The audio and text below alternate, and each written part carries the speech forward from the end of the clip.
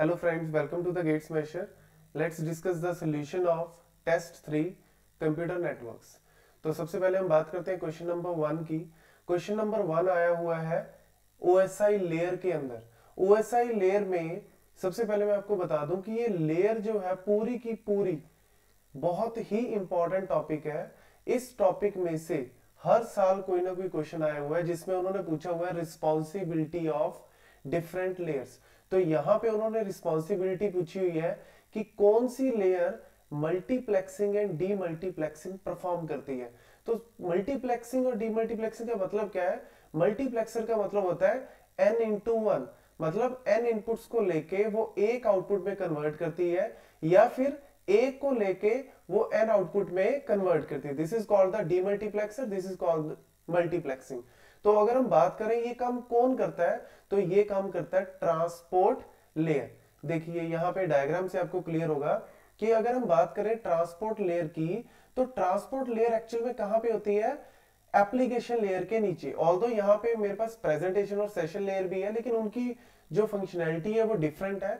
तो यहाँ पे अगर हम बात करें इस एप्लीकेशन लेयर की, तो एप्लीकेशन लेयर में जितने भी प्रोटोकॉल्स है, SMTP मेलिंग के लिए या फिर वेब पेजेस को एक्सेस करने के लिए, डोमेन नेम के लिए, DHCP अगर हमारे पास IP एड्रेसेस को लेने के लिए है, इसके अलावा हमारे पास FTP प्रोटोकॉल है, TFTP प्रोटोकॉल है, बहुत सारे प्रोटोकॉल्स है। इन सारे प्रोटोकॉल्स को यूज कौन कर रहा है यहाँ पे? यूजर। मतलब यूजर कहां बैठा है? एक तरह से इस पॉइंट पे। तो यूजर इतनी सारी एप्लीकेशंस को जो यूज कर रहा है, वो एप्लीकेशंस जो क्या कर रही है? डेटा जनरेट कर रही है। और ये सारा का सारा डेटा कहां पे आता है?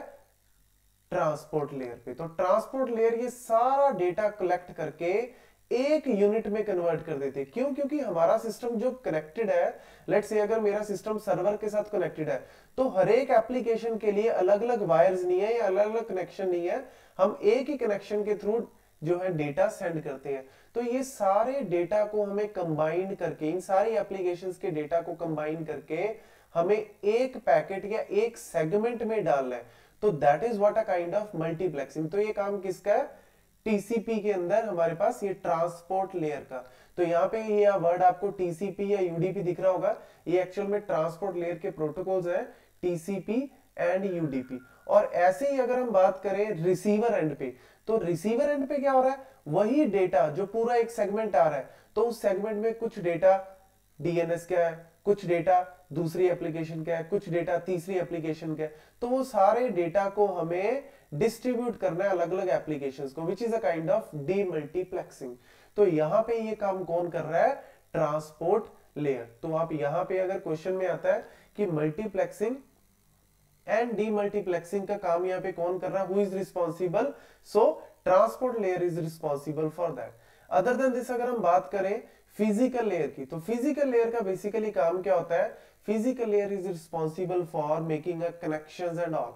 मतलब डेटा को हमें सिग्नल्स की फॉर्म में सेंड करना है, तो फिजिकल कनेक्शन जो है वो सारा का सारा डील करता है फिजिकल लेयर। सेशन लेयर की अगर हम बात करें, तो सेशन लेयर सेशंस को कनेक्ट करना, क्लाइंट और सर्वर आपस में जो कनेक्टेड है वो कौन सा सेशन है उसके अंदर। अगर हम सिक्योरिटी की बात करें, तो ये सारे फैक्टर ये लेयर देखती है। ऐसे डेटा लिंक लेयर का काम है बेसिकली फ्रेमिंग का काम है, एरर कंट्रोल का काम है, फ्लो कंट्रोल का काम है। मतलब दो नोड्स के बीच में अगर हम डेटा सेंड कर रहे हैं, तो हमारे सिस्टम से निकल के वो पहले किस नोड पे जाएगा, ये एक्चुअल में ये सारी की सारी लेयर्स की फंक्शनैलिटी आपको बहुत ही ज्यादा इंपॉर्टेंट है और बहुत आपको आनी चाहिए, बिकॉज हर साल इसके ऊपर क्वेश्चन आया हुआ है। और मैंने इन सारी लेयर्स की रिस्पॉन्सिबिलिटीज कि ये लेयर्स क्या करती है और इनका यूज क्या है, इसकी ऑलरेडी वीडियो बनाई हुई है। उनका लिंक मैं आपके साथ शेयर करूंगा डिस्क्रिप्शन बॉक्स में, आप प्लीज उसको चेक करें ताकि आपको पता लगे कि एक्चुअल में इन लेयर्स का यूज क्या है। तो यही मैं यहाँ पे सोल्यूशन में इसीलिए लेके आता हूं कि यहाँ पे आपको आंसर तो पता लग गया डी, आंसर तो मैंने ऑलरेडी आपको डिस्क्रिप्शन बॉक्स में भी डाले हुए हैं, लेकिन सोल्यूशन को यहाँ पे एक्सप्लेन करने का क्या फायदा है? इससे आपको ट्रांसपोर्ट लेयर का तो पता लगा ही, या इस क्वेश्चन का तो पता लगा ही, इसके साथ साथ आपको अदर लेयर्स की फंक्शनैलिटी, अदर ऑप्शंस का मतलब क्या है, अदर ऑप्शंस क्या काम करते हैं और वो आंसर में क्यों नहीं आए। और या फिर अगर हम बात करें तो इस क्वेश्चन के अलावा इससे रिलेटेड और कौन कौन से क्वेश्चन है जो पेपर में आ सकते हैं, इसको भी आपको एक्चुअल में पता लगेगा। तो इस क्वेश्चन के या इस टाइप के क्वेश्चन के, रिस्पॉन्सिबिलिटी टाइप के क्वेश्चन के आने की प्रोबेबिलिटी बहुत ज्यादा है। अगर मैं बोलूं तो 70 to 80% प्रोबेबिलिटी है, बिकॉज लास्ट फ्यू ईयर्स की एनालिसिस की अगर हम बात करें तो हर साल कोई ना कोई लेयर की रिस्पॉन्सिबिलिटी के ऊपर क्वेश्चन आया हुआ है। नेक्स्ट अगर हम बात करें क्वेश्चन नंबर 2 की, तो क्वेश्चन नंबर 2 यहां पे आया हुआ है नेटवर्क लेयर में से। नेटवर्क लेयर रिस्पॉन्सिबल है राउटिंग के लिए, मतलब जब हम पैकेट्स को रूट करते हैं इन द नेटवर्क तो उसके लिए हमें जो है राउटिंग प्रोटोकॉल्स की जरूरत पड़ती है, जहां पे इस क्वेश्चन में यूज किया हुआ है डिस्टेंस वेक्टर राउटिंग। आप मुझे कमेंट बॉक्स में मेंशन कर सकते हो, कमेंट बॉक्स में मुझे बता दीजिए कि और इसके अलावा डिस्टेंस वेक्टर राउटिंग के अलावा और कौन से प्रोटोकॉल्स हम यूज कर सकते हैं फॉर राउटिंग पर्पस। तो डिस्टेंस वेक्टर राउटिंग की अगर हम बात करें, what is the distance vector of node D after the routing tables are stabilized. तो इसमें एक्चुअली में होता क्या है, हर नोड अपना एक राउटिंग टेबल मेंटेन करती है and after a periodic time वो शेयर करती है अपने नेबर्स के साथ, मतलब अपने सिर्फ पड़ोसियों के साथ शेयर करती है, बाकियों के साथ शेयर नहीं करती। तो धीरे धीरे क्या होता है, लेट्स से कि अगर ए ने अपना शेयर किया बी के साथ, डी के साथ, सी के साथ, ऐसी अगर हम बात करें डी की, तो डी ने पहली बार अपना ए के साथ और सी के साथ शेयर करेगी, क्योंकि बी तो इसके साथ कनेक्टेड नहीं है। लेकिन कुछ राउंड्स के बाद या 2 राउंड्स के बाद आप कह सकते हो कि बी का राउटिंग टेबल बी के पास भी पहुंच जाएगा और बी का राउटिंग टेबल डी के पास भी पहुंच जाएगा।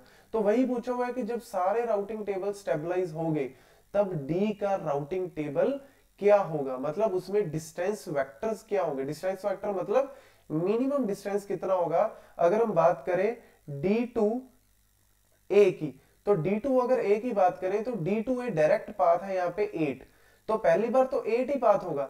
लेकिन जब इसको एक्सप्लोर करके जब इसको C अपना राउटिंग टेबल भेजेगा तो C बोलेगा यार तेरे को मैं 3 में ले जाऊंगा, मतलब 3 डिस्टेंस में ले जाऊंगा और तू मेरे पास 1 में पहुंच जाएगा। तो यानी टोटल कितना हो गया, 3 + 1 4।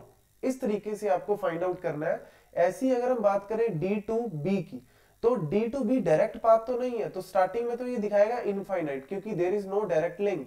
लेकिन बाद में C बोलेगा यार मैं तेरे को वहां पे ले जाऊंगा विद द डिस्टेंस 4, और C बोलेगा कि तू मेरे पास एक पाथ में आ ही जाएगा या एक डिस्टेंस में आ ही जाएगा। तो टोटल क्या हो जाएगा, 4 + 1 5। D2B का कितना हो जाएगा, 5। ऐसे अगर हम बात करें D2C, तो D2C तो ऑलरेडी यहाँ पे 1 है और ये सबसे मिनिमम है, तो इसको बार बार चेंज करने की जरूरत ही नहीं। और अगर हम बात करें D2D, तो D2D as a kind of self loop, तो सेल्फ लूप ये एक्सेप्शनल केस है, इसमें तो हमेशा आपको 0 ही रखना है। तो आंसर क्या है, 4 5 0 1। तो हमारे पास ऑप्शन बैठता है यहाँ पे D। तो मिनिमम डिस्टेंस फाइंड करना है अगर सारे के सारे जब राउटिंग टेबल्स क्या हो जाएंगे, स्टेबलाइज हो जाएंगे।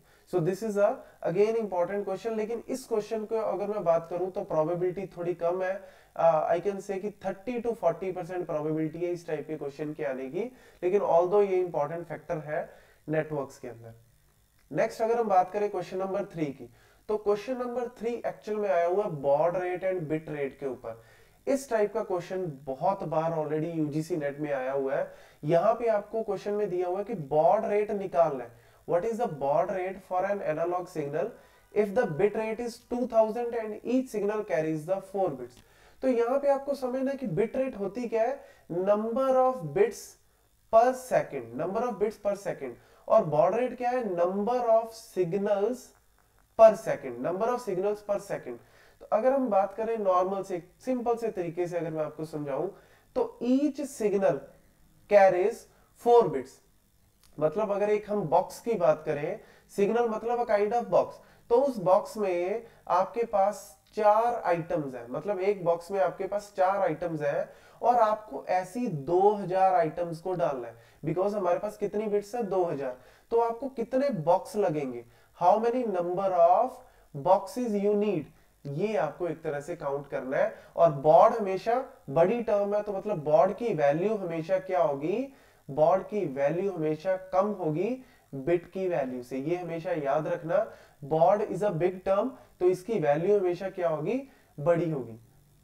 और अगर हम बात करें यहाँ पे तो इसका आंसर कैसे फाइंड आउट करेंगे, ईच सिग्नल कैरीज 4 बिट्स, मतलब एक बॉक्स में 4 आ सकती हैं, तो आपको 2000 आइटम्स को डालना है, तो डिवाइड बाय 4 करोगे तो आंसर आ जाएगा आपका 500 बॉट्स, मतलब 500 बॉक्सेस आपको टोटल चाहिए। सो this is the actual answer of this question. तो यहाँ पे आपको ध्यान रखना है कि इस टाइप का क्वेश्चन ऑलरेडी बहुत बार आया हुआ है, तो अगेन मैं इसको प्रोबेबिलिटी दूंगा नियर अबाउट अप्रोक्सीमेट 60% है। गाइस ये मैं अपने एनालिसिस से दे रहा हूं, ये कोई ऐसा फिक्स क्राइटेरिया नहीं है कि इस टाइप का क्वेश्चन आएगा ही आएगा या नहीं आएगा, this is just my analysis. तो इससे आपको बहुत ज्यादा हेल्प मिलेगी किस चीज को आपको ज्यादा एम्फेसिस करना है। तो नेक्स्ट क्वेश्चन की अगर हम बात करें, नेक्स्ट क्वेश्चन अगेन लेयरिंग के ऊपर आया हुआ है, लेयर्स के अंदर। तो लेयर्स की अगर हम बात करें तो यहाँ पे network layer, data link layer, application, वही OSI लेयर्स के अंदर से आया हुआ है कि हर लेयर की क्या रिस्पॉन्सिबिलिटी है। मैंने आपको क्वेश्चन नंबर 1 में भी बताया था कि हर लेयर की रिस्पॉन्सिबिलिटी आपको पता होनी चाहिए, और इसका लिंक मैं आपके साथ शेयर करूंगा ताकि आपको एग्जैक्ट पता लग जाए कि ईच एंड एवरी लेयर क्या क्या कर सकती है। और उसमें मैंने सारे के सारे स्टेप्स बताए हुए हैं, सारे के सारे पॉइंट्स डिस्कस किए हुए हैं। तो अगर हम बात करें network layer, network layer responsible है यहाँ पे राउटिंग। जहां पे भी आपको राउटिंग वर्ड आ जाए, आप ध्यान रखना हमेशा नेटवर्क लेयर आपका आंसर होगा। डेटा लिंक लेयर जहां पे भी आ जाए आपको याद रखना है framing, because data link layer हमेशा फ्रेम्स के ऊपर काम करती है। तो डेटा लिंक लेयर हमेशा क्या करती है, फ्रेम्स।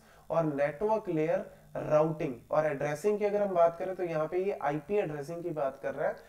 नेक्स्ट अगर हम बात करें एप्लीकेशन लेयर, एप्लीकेशन लेयर जहां पे भी आ जाए आपको प्रोटोकॉल देखने हैं, जो प्रोटोकॉल्स एक्चुअल में हम यूज करते हैं। यहाँ पे कौन सा प्रोटोकॉल यूज है, फाइल सिस्टम। फाइल सिस्टम मतलब ये FTP प्रोटोकॉल की बात कर रहा है।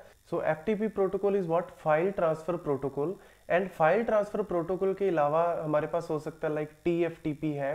TFTP is what, trivial file transfer protocol. तो एप्लीकेशन लेयर के अंदर बहुत सारे प्रोटोकॉल्स हम यूज करते हैं, लाइक HTTP है, DNS है, HTTPS है, SMTP है।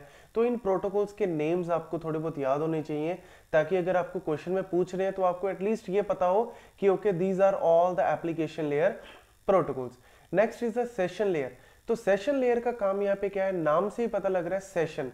सेशन मतलब कि अगर एक क्लाइंट किसी सर्वर के साथ कनेक्ट होना चाहता है, कम्युनिकेट करना चाहता है, तो उसको पहले एक रिक्वेस्ट भेजनी पड़ती है। जैसे हम यूज करते हैं जब गूगल या फिर फेसबुक, गूगल या फेसबुक, क्योंकि ये दोनों वेबसाइट हम सबसे ज्यादा, ये दोनों ही सबसे ज्यादा यूज करते हैं।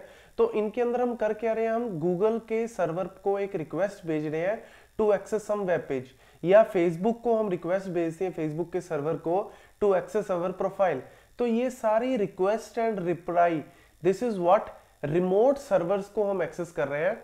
तो ये सारे के सारे काम को कौन हैंडल करता है, सेशन लेयर। तो these are all the responsibility of session layer. तो इसके अकॉर्डिंग अगर हम देखें तो option number D, because P network layer 4 yes and Q2 R1 yes, so this is the actual answer. Next अगर हम बात करें क्वेश्चन नंबर 6 की, तो क्वेश्चन नंबर 6 यहाँ पे, सॉरी क्वेश्चन नंबर 5 यहाँ पे आया हुआ है डिफरेंशियल मैनचेस्टर एनकोडिंग। तो ये एक्चुअल में पार्ट है यहाँ पे फिजिकल लेयर का। फिजिकल लेयर के हम मैनचेस्टर एनकोडिंग या डिफरेंशियल मैनचेस्टर एनकोडिंग को यूज करते हैं।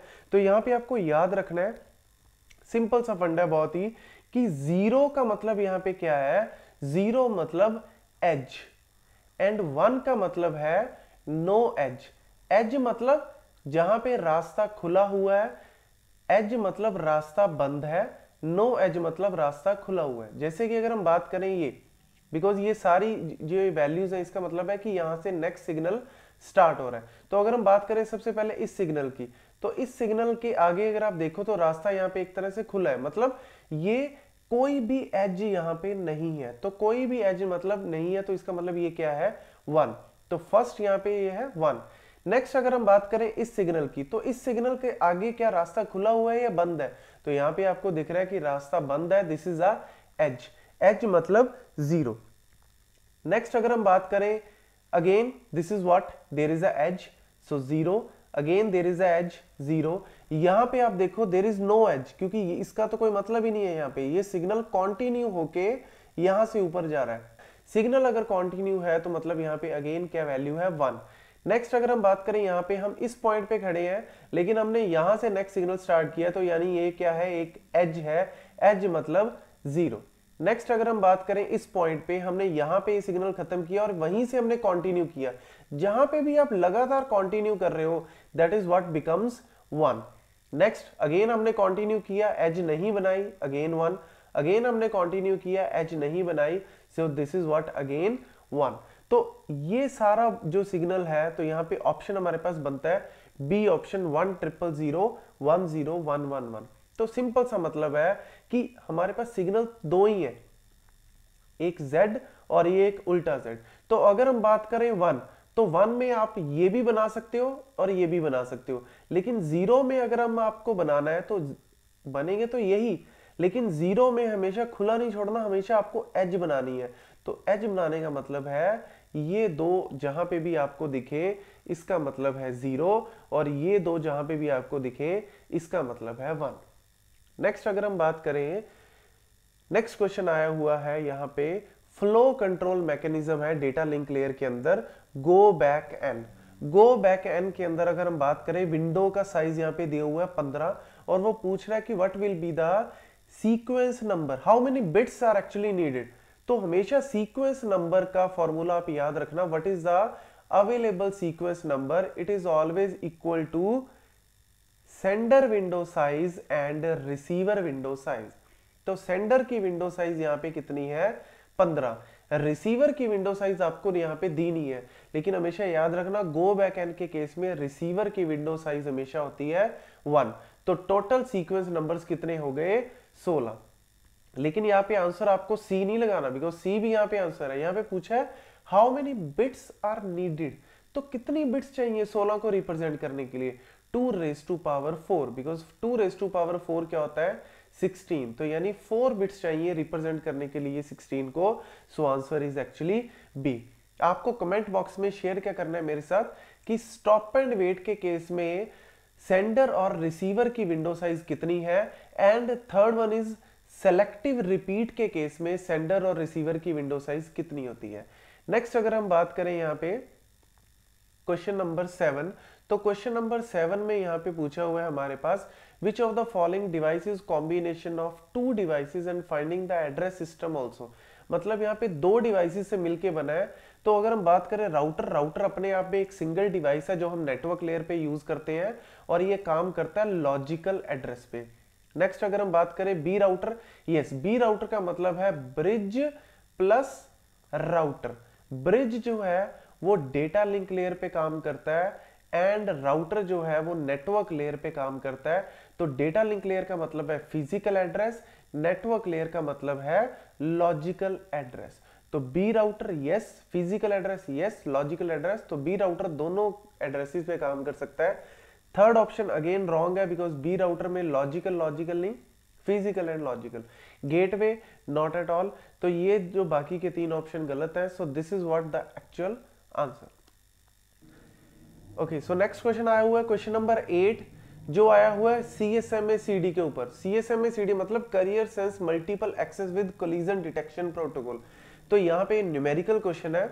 तो इस क्वेश्चन को सॉल्व करने के लिए मिनिमम पैकेट साइज, सबसे पहले जहां पे भी आपको CSMA-CD के ऊपर क्वेश्चन आ जाए तो हमेशा याद रखना transmission time is equal to 2 into propagation delay. ये फॉर्मूला हमेशा आपको याद रखना है, जहां पे आपका ट्रांसमिशन टाइम मतलब मैसेज या length of the message divide by bandwidth 2 into propagation delay. और प्रोपेगेशन डिले क्या होता है, डिस्टेंस डिवाइड बाय वेलोसिटी। तो लेंथ आप यहां पे रखो 2 into D divide by V into bandwidth. अगर आप इसको सॉल्व करोगे पूरे को, डिस्टेंस आपको यहाँ पे दिया हुआ है 4 किलोमीटर, इसको आप मीटर में कन्वर्ट कर लो, मींस 4000 मीटर्स।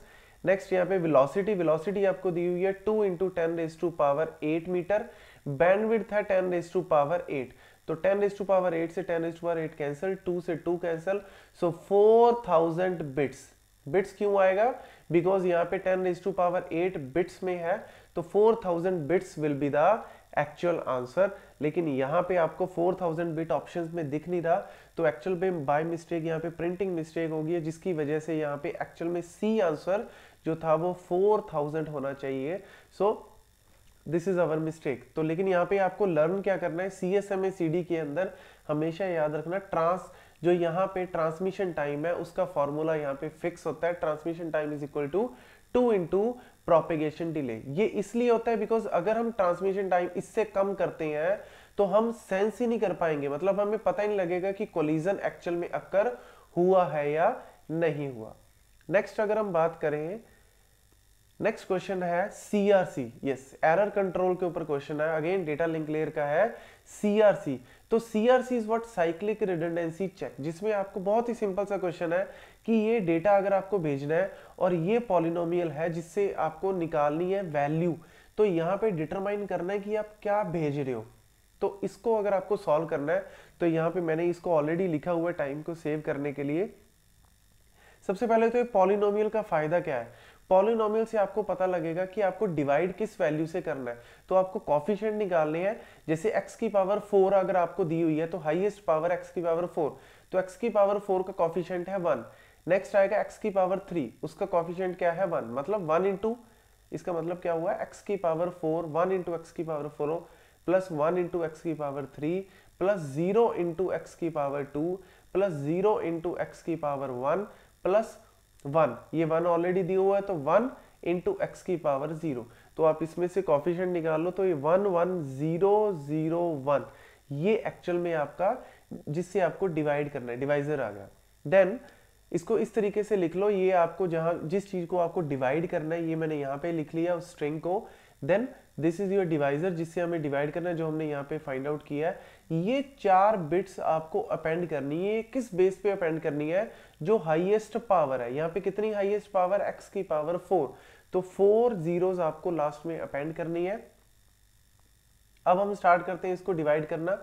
तो बाय डिफॉल्ट हमेशा आपको हमेशा लीडिंग 1 से स्टार्ट करना है, मतलब स्टार्टिंग में हमेशा क्या होना चाहिए, 1 होना चाहिए। तो अगर हम बात करें यहाँ पे एक्सॉर करना है, एक्सॉर मतलब 0 दिस 1 1 0 0। नेक्स्ट आपको वहां से कैरी कर लेनी है बिट्स को 0 एंड 1। इस तरीके से आपको इस क्वेश्चन को सॉल्व करना है। जब आप इस क्वेश्चन को सॉल्व करेंगे तो फाइनल में जो आंसर वो आंसर आएगा यहाँ पे, answer will be B. So this is how you have to solve this question. Next अगर हम बात करें क्वेश्चन नंबर 10 की, तो क्वेश्चन नंबर 10 जो है वो अगेन आया हुआ है सिक्योरिटी के ऊपर। तो सिक्योरिटी में अगर हम बात करें की exchange is a big challenge in symmetric की क्रिप्टोग्राफी। तो सिमेट्रिक की क्रिप्टोग्राफी का मतलब क्या है, जहां पे सेम की को हम यूज करते हैं दो मेथड, मतलब अगर let's say this is a sender and this is a receiver, तो सेंडर अगर डेटा को एनक्रिप्ट कर रहा है वो सेम की से डेटा को डिक्रिप्ट करेगा, कौन, रिसीवर। तो सेम की का मतलब है सेंडर और रिसीवर अगर फिजिकली अपार्ट है तो वो सेम की आपस में पहुंचेगी कैसे, मतलब सेम की आपस में शेयर कैसे होगी। तो that is a big challenge in the symmetric की। एसिमेट्रिक के अंदर कोई चैलेंज नहीं है, बिकॉज दोनों अपनी अपनी पब्लिक की और प्राइवेट की बनाएंगे, पब्लिक की आपस में कम्युनिटी में शेयर कर देंगे और प्राइवेट की अपने अपने पास रखेंगे। तो key exchange is not a challenge in asymmetric, it is a challenge in symmetric. Next अगर हम बात करें hash function can provide the confidentiality. Hash function is not for providing the confidentiality, it is used to provide the integrity. Confidentiality का मतलब क्या होता है कि डेटा को कोई भी देख ना पाए, लेकिन हैश फंक्शन एक्चुअल में यूज करते हैं हम इंटीग्रिटी, मतलब कि अगर डेटा के अंदर किसी ने भी कुछ चेंज किया है तो वो चेंज हम एक्चुअल में पकड़ पाए कि हाँ इसके अंदर कुछ ना कुछ चेंज है, तो उसके लिए हम यूज करते हैं hash function. Then digital signatures, तो digital signatures can provide the confidentiality. No, digital signature is not used to provide the confidentiality, it is used to provide the non repudiation. Non repudiation का मतलब है कि अगर किसी ने, sender ने अगर डेटा सेंड किया और बाद में सेंडर मुकर जाए, रिसीवर अगर कह रहा है क्या तुमने मुझे सेंड किया, सेंडर मुकर गया, मतलब वो कह रहा है, डिनाई कर रहा है कि नहीं मैंने नहीं सेंड किया, तो हम उस केस में यूज करते हैं डिजिटल सिग्नेचर। तो नॉन रेपुडिएशन के लिए हम यूज करते हैं, ना कि कॉन्फिडेंशियलिटी के लिए। कॉन्फिडेंशियलिटी के हम यूज करते हैं एनक्रिप्शन एल्गोरिदम्स को, जिसमें हम DES AES वगैरह यूज करते हैं। तो इसके ऊपर अगेन मैंने सारे पॉइंट्स के ऊपर वीडियो बनाई हुई है, डिजिटल सिग्नेचर, कॉन्फिडेंशियलिटी क्या होती है, सिमेट्रिक की, एसिमेट्रिक की, तो उनका लिंक मैं आपके साथ शेयर करूंगा। प्लीज आप उस लिंक को चेक करें ताकि आपको इनके पूरे डीप कॉन्सेप्ट की नॉलेज हो जाए। Thank you. अगर आपको ये वीडियो पसंद आए तो प्लीज इसको लाइक करना, शेयर करना एंड प्लीज कमेंट बॉक्स में अपनी फीडबैक शेयर करना। Thank you.